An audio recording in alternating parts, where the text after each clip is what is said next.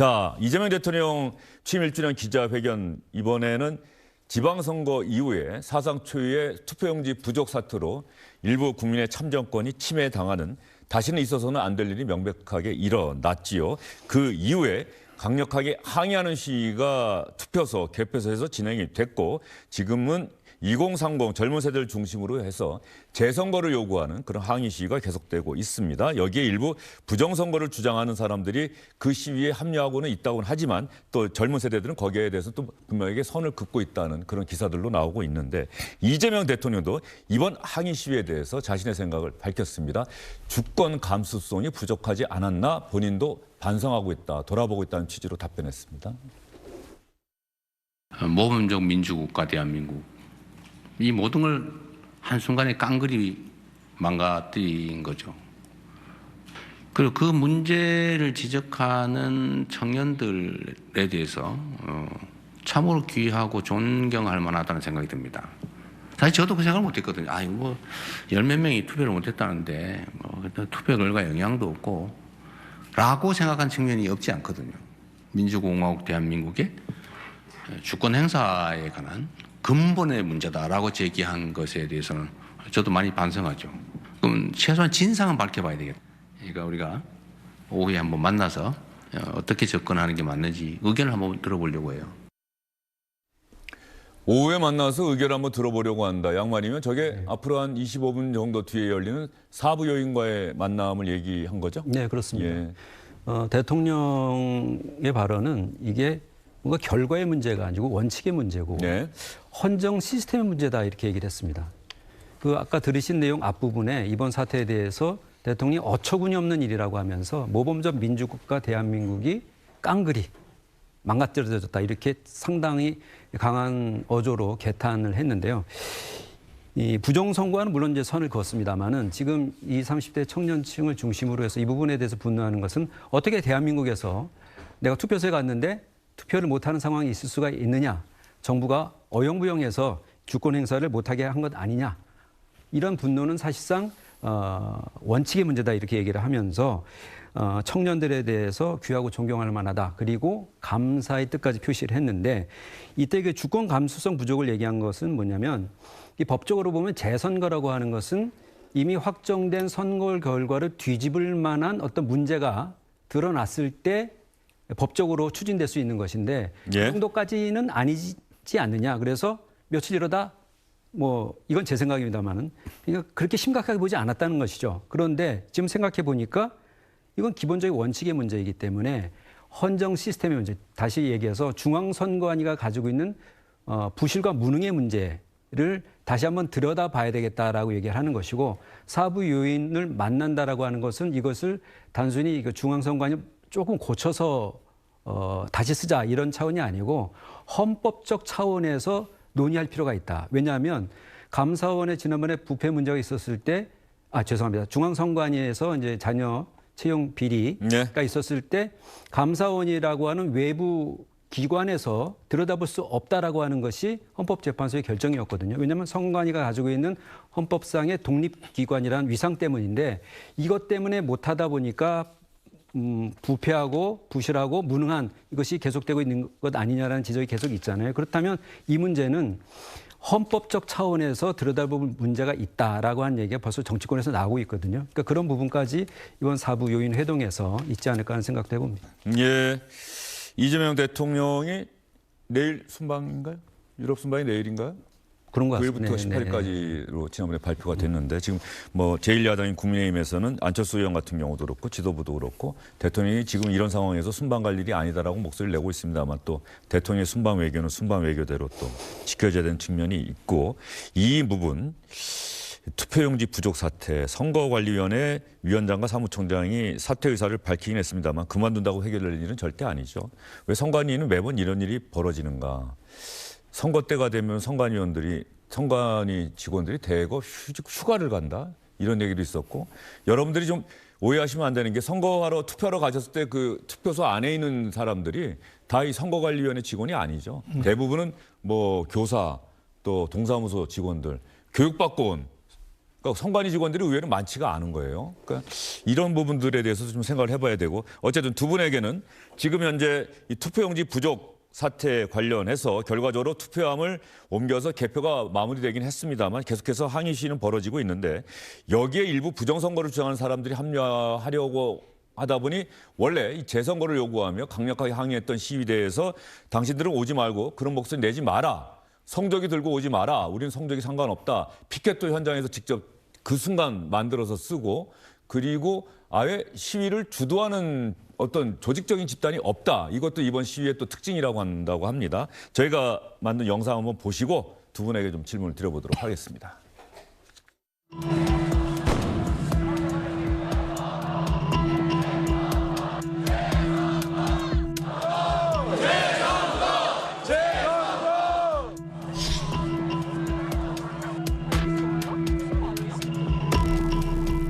앞으로 있을 선거들에서도 공정함이 있기 위해서는 이번에 어느 정도 나와서 좀 참여를 하고 목소리를 같이 내야겠다.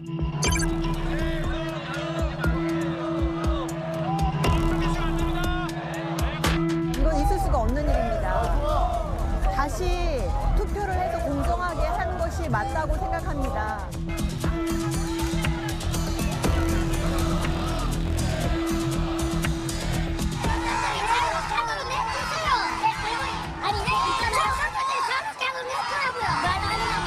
아까 왜 이렇게 했는가 하면 아니요, 상관없어요. 지금 사람들이 자체적으로 하잖아요, 지금.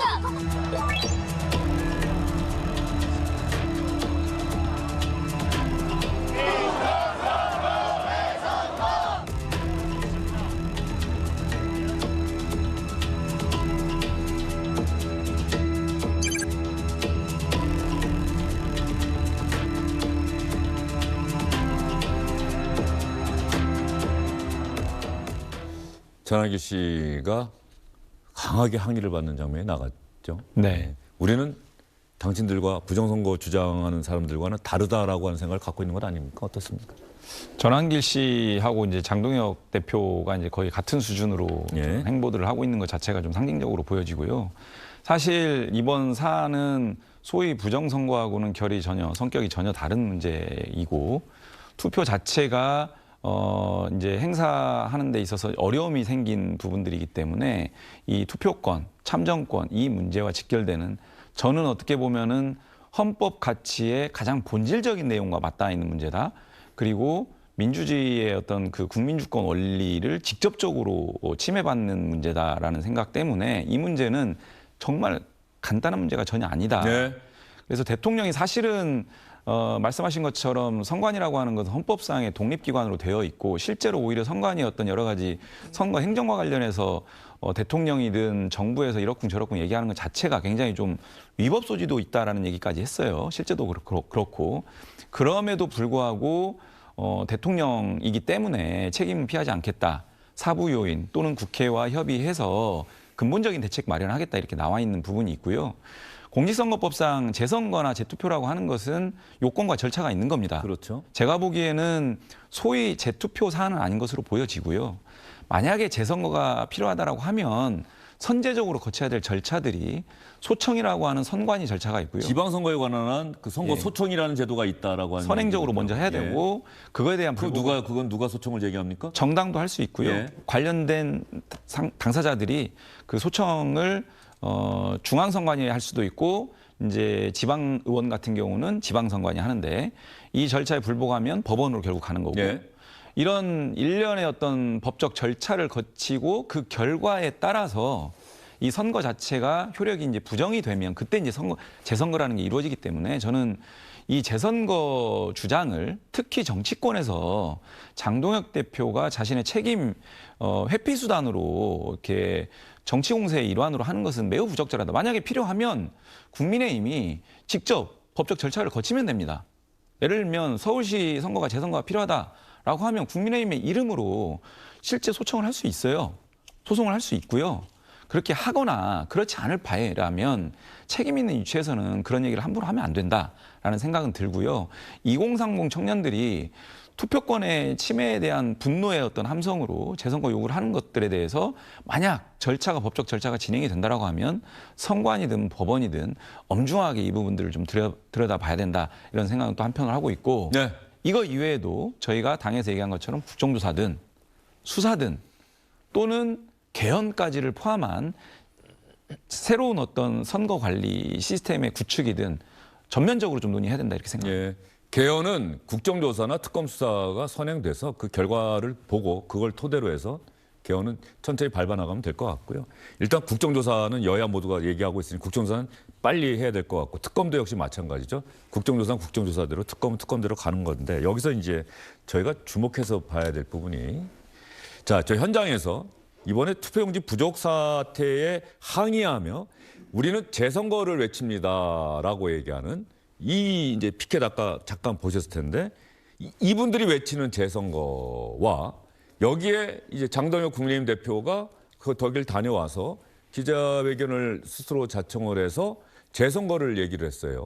그러니까 저기 모인 시민들은 우리의 참정권이 훼손됐다. 이런 훼손된 상태. 그게 아무리 일부라고 하더라도 이런 투표, 이런 선거가 어떻게 정당성을 가질 수가 있겠느냐. 그러면 다시 하자라는 대단히 원칙적이고 원론적인 부분인데 장동혁 대표의 생각도 그렇게 원칙적이고 원론적인 부분에서 나온 건지 아니면 이게 정략적인 부분에서 나온 건지 본인의 지방선거 패배, 책임론, 사퇴 요구를 면하기 위해서 재선거라고 하는 이번 항의 시위를 고리로 해서 뭔가 돌파하려고 하는 것인지 장동혁 대표 얘기도 한번 들어보도록 하겠습니다.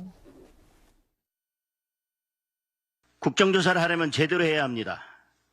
위원장부터 증인 채택까지 국민의힘이 주도해야 합니다. 민주당, 조국당이 추천하는 이재명 하명 특검이 아니라 국민의힘이 추천하는 제대로 된 국민특검에게 맡겨야 합니다. 이재명이 늘 주장해왔던 대로 이번에 특검을 거부하는 자가 있다면 그 자가 공범입니다. 국정조사보다 특검이 우선입니다. 그리고 특검보다 재선거가 먼저입니다. 재선거가 먼저입니다. 항의 시위를 하고 있는 분들과 같은 목소리를 내고 있다. 본인은 이렇게 얘기할 수 있는데 자신의 거취 문제에 대해서 조금 전에 기자들이 물어를 봤어요. 자신의 거취 문제에 대해서 질문을 했는데 이 항의 시위가 벌어지고 있는 올림픽공원 한번 다녀와 보시고 질문하시죠. 어제는 이렇게 이야기했는데 오늘은 어떻게 얘기했을까요? 제가 되물을게요. 객관적인 데이터를 놓고 여러분은 이번 지선 결과를 어떻게 평가하십니까? 기자회견. 저 되물을게요에 양만이면 기자가 답변했습니까? 그건 잘 모르겠는데. 예. 저거 되물었는데 저거 답변은 예 너무 분명한 거 아닌가 싶은데 예 양만이면 어쨌든 그 장동혁 대표가 뭐 그만둘 생각 전혀 없다는 얘기겠죠. 네, 그런 것이죠. 예. 네, 이번 지방선거 국회의원 재보궐선거 중에서 제일 정치적으로 의미가 있었던 거는 서울시장, 예. 부산 북갑, 그다음에 경기 평택을 아니겠습니까? 이거 여기에서 국민의힘과 무소속 후보가 승리를 한 것이 민주당에게는 뼈아픈 것이고 국민의힘과 보수 세력에 보기에는 뭔가 다시 일어설 수 있는 계기가 된 것이 사실인데 이 세 개의 공통점이 장동혁 대표가 관여하지 않거나 혹은 부산 북갑의 경우에는 부정적으로 작용했다는 평가가 있는 것인데 네. 단지 15대 1이 아닌 12대 4라고 하는 숫자에만 얘기를 집착을 하면서 자신을 물러서지 않겠다라고 하는 어떤 근거, 이게 데이터라고 얘기하는 것은 정치적으로 보면은 상당히 좀 앞으로도 계속 공격을 받을 수밖에 없겠지만 여하튼 자기 가지고 있는 법적 지위는 유지하겠다는 메시지는 분명히 있는 것 같습니다. 예. 여기서 이제 궁금해지는 거예요. 저 재선거를 국민의힘 대표가 요구를 했어요. 그리고 이번에 투표용지 부족 사태가 처음에는 14군데다라고 했는데 이제 선관위가 일단 밝힌 것이 전국적으로 한 50곳 정도 된다는 건 아니겠습니까? 그러면 뭐 좋습니다. 어쨌든 가장 많이 발견된 것이 서울이에요. 서울시장은 국민의힘 후보가 이겼어요. 그러면 당대표가 재선거를 요구하고 나서면 오세훈 서울시장 당선인이 저도 재선거 해야 된다고 생각합니다라고 얘기를 할지 조 대표 생각은 뭔지 난 잘 모르겠다고 할지 이거 어떻게 봐야 됩니까? 이거 좀 약간 자기 모순 같은 생각이 들어서. 좀 어이없는 정치적인 메시지죠. 그러니까 그 송파에 지금 모여 있는 청년들의 재선거라는 것은 정치적인 함의를 해석을 해야 됩니다. 그러니까 법적 절차로서의 선거를 기존 선거를 무효화하고 당선을 무효화하고 선거를 다시 한다는 법적 절차의 재선거가 아니에요. 현장에 가서 들어보는 청년들의 분노는 민주주의 대한민국에서 참정권이 훼손당했다는 것에 대한 분노이고 진보든 보수든 기득권 세력들에 의해서 우리들이 생각하는 공정이 이렇게까지 훼손됐는가에 대한 전반적인 기득권에 대한 분노입니다. 네.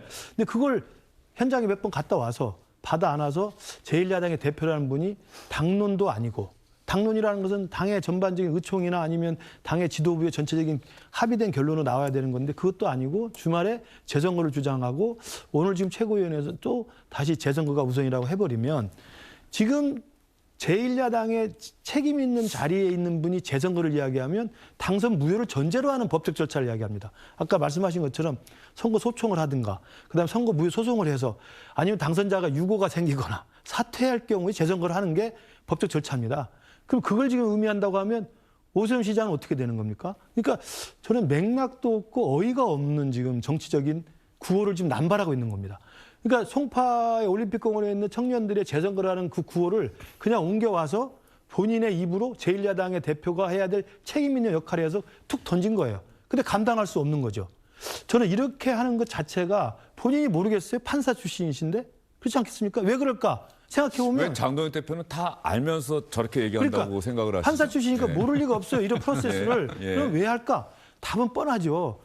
지금 나와 있는 것처럼 사퇴 요구가 당내에서 빗발치고 있는데도 불구하고 사퇴를 일축하고 있는 본인의 정치적 입지를 위해서 송파에 모여있는 청년들의 진심 어린 재선거라는 구호만 가져와서 자기의 진퇴를 거부하는 방패막이로 쓰는 거예요. 이게 얼마나 좀 너무 정치 공학적이지 않습니까? 제가 우리 당 대표를 이렇게 공격해서 죄송합니다만 예. 공격해서 제발 정상화돼야만 저도 2년 뒤에 좀 승산이 있습니다. 좀 봐주십시오, 제발. 예, 지금 이해가 안 되는 게 말이죠. 뭐 장동혁 대표가 재선거를 얘기하고 있는데 이 뭔가 참여권이 침해가 됐다. 그래서 선거가 제대로 치러지지 못했다. 투표권을 행사하지 못했다. 일부 그런 분들이 있어요. 정확한 인원은 현재로서는 추산할 수가 없습니다. 그런데 이게 이 선거 결과를 뒤집을 수 있는 규모인지 아닌지 이거는 나중에 또 뭐 선거 소송 들어가고 그러면은 이제 법원이 또 판단할 수 있는 부분이긴 한데 시간은 좀 걸릴 것이고 일단 궁금한 거는 이게 문제 제기를 하려면 일단 선거에서 진 쪽이 문제 제기를 하는 게 상식적이잖아요. 정원호 후보가 나는 이번 선거 결과를 인정할 수 없다. 그래서 내가 선거 소송을 제기하고 그리고 선거 무효 소송도 제기하고 하면서 하겠다라고 했는데 정원호 후보는 이미 6월 3일 아침에 깨끗이 패배를 인정하고 결과에 승복한다고 밝혔어요.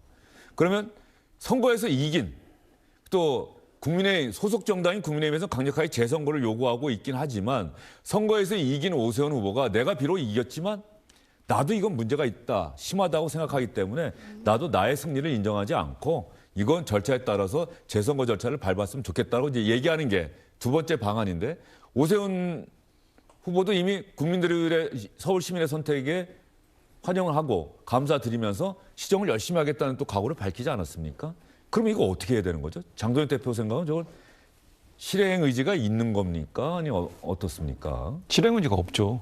이제 완전히 뭐 스텝이 꼬였는지 예. 아무튼 저는 수가 굉장히 낮다라고 보고요. 그러니까 국조보다 특검이 먼저고 특검보다 재선거가 먼저라고 그랬어요. 통상적인 국민적 상식은 반대입니다, 완전히. 예.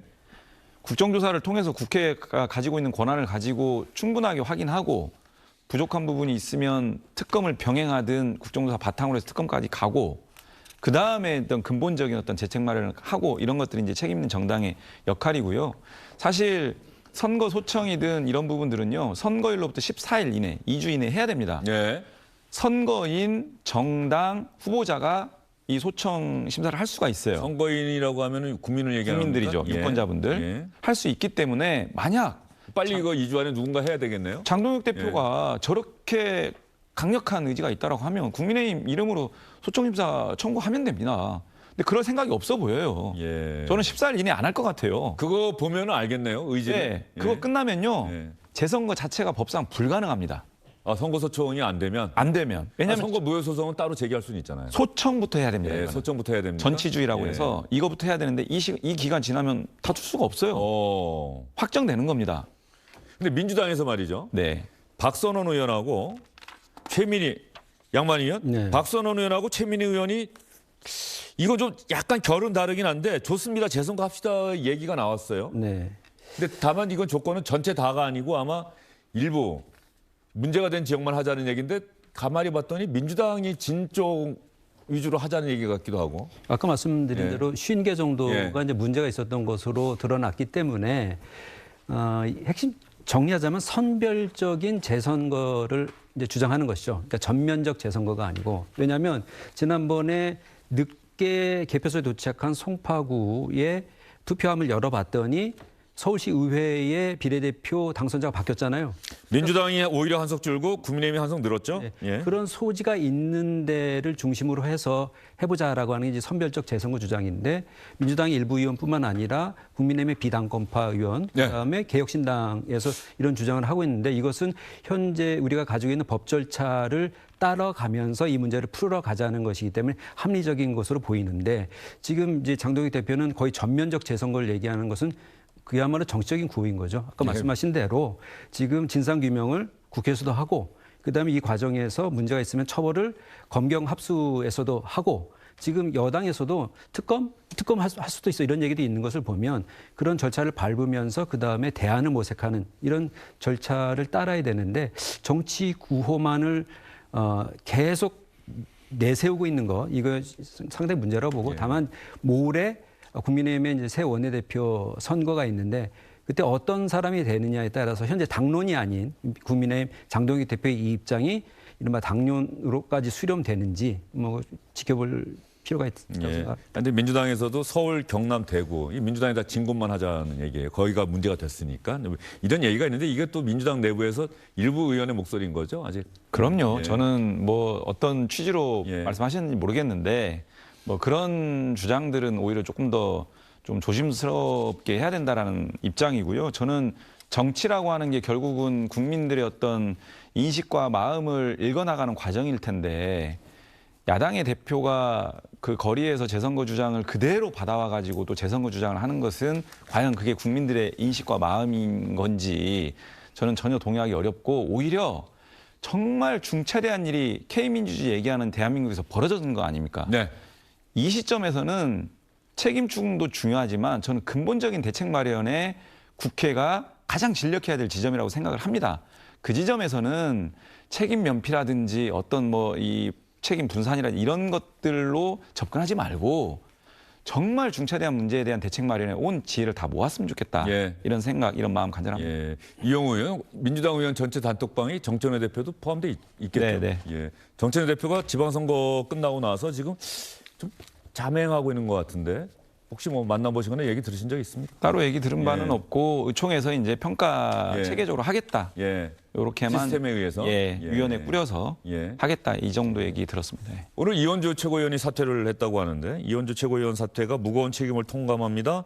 이번 선거에서 나타난 민심의 경고를 결코 가볍게 받아들일 수 없습니다. 중도층 2030의 이탈 무겁게 받아들여야 합니다. 오늘 최고위원직을 내려놓고 평년으로 돌아가고자 합니다. 직책은 내려놓지만 이재명 정부의 성공과 민주당의 혁신, 대한민국 미래를 위해 제가 할 수 있는 바를 다하겠습니다.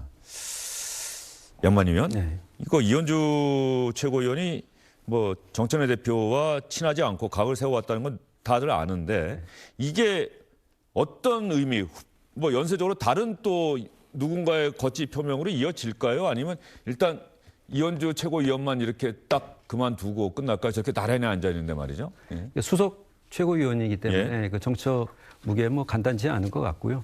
그러니까 반청의 기숙격인 정치인이기 때문에 역시 그런 것 같고, 좀 전에 말씀해 주신 사퇴 변과 관련해서 우리가 주목할 부분이, 이 서울 수도권을 비롯한 주요 격전지에서 민심을 충분히 얻지 못했다. 네.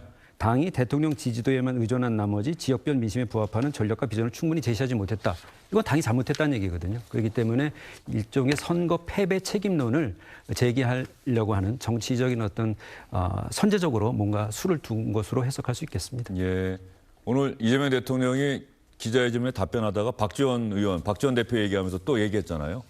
약간 웃으면서 선거하고 골프에서는 절대 머리 쳐들면 안 된다고 박 전 대표가 늘 얘기했는데라고 하면서 그러니까 민주당이 이번에 서울시장 선거나 경남지사 선거 이런 데서 패배한 이유 중에 하나도 그런 겸손하지 못한 모습이 아니었는가라고 하는 생각이 드는데 지방선거 이후에 현재 국민에게 보여주는 모습이 민주당은 또 어떨지 국민의힘은 어떨지 국민의힘 좀 겸손한 것 같습니까?